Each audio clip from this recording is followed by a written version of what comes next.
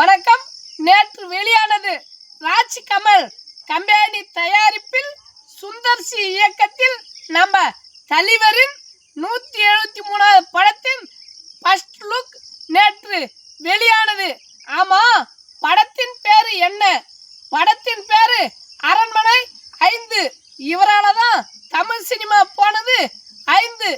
ஏன்னா குடிப்பதற்கும் ஊத்தியா பிடிப்பதற்கும் கற்றுக் கொடுத்ததில் இவர் தான் முன்னோடி, மற்றவங்க எல்லாம் இவருக்கு பின்னாடி தான்.